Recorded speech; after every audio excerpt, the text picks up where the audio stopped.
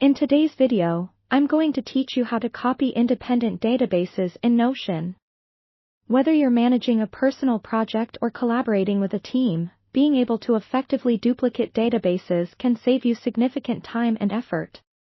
Let's get started and walk through this process together.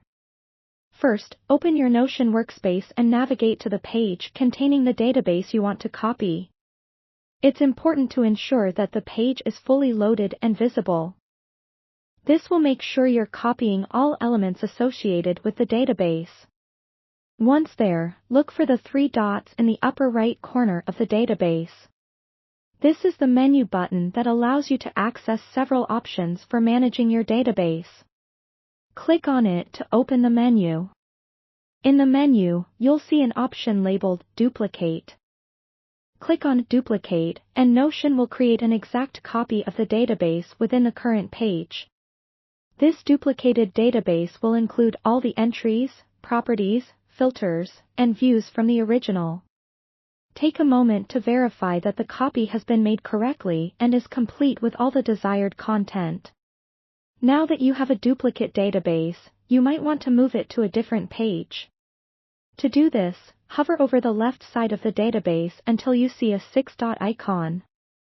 Click and hold on to it, and this will allow you to drag and drop the database to a new location within your current page or even into another page in your Notion workspace. Release the mouse button when you hover over the desired location. Next, let's rename the duplicated database to distinguish it from the original. Click on the title of the copied database to enter edit mode. Type the new name that best represents the purpose of this copy and press enter to save the change. Renaming helps avoid confusion, especially when you access your databases frequently. Finally, take some time to double-check everything within your new database. Ensure that there are no broken links or missing properties, and confirm that all entries are correctly transferred. Making tweaks now avoids issues later when you might need quick access or updates.